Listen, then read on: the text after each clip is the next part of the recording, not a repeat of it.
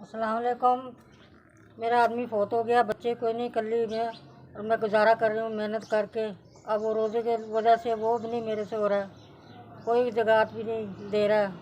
मैं गरीब औरत हूँ, मकान मेरा कच्चा है, छतें गिरी हुई हैं।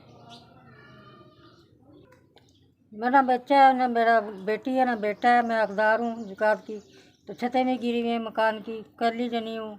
आदमी फोत हो चुका है, कोई गुजारा भी नहीं हो रहा है। जिन्होंने मुझे 6,000 भेजा, अल्लाह ताला उसको इन्हें दे, अल्लाह ताला उनको ज़िंदगी करे, अल्लाह ताला उनको खुशियाँ दे। आपकी बहुत बहुत शुक्रिया होगा, आप फिर भी मेरी मेहनत मदद करेंगे। जिन लोगों ने मुझे 6,000 भेजा वो मेरे पास खाने को भी नहीं है, खावन मेरा फौत हो चुका है। अल्लाह ताला आपको उनको इज़्ज़त दे। अल्लाह ताला, मैं कुरान पाक पढ़ के यासीन पढ़ के दुआ करूँगी।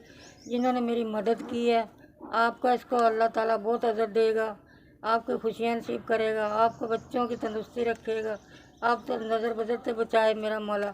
अल्लाह ताला, मैं भी बहुत दुआ करूँगी आपके लिए।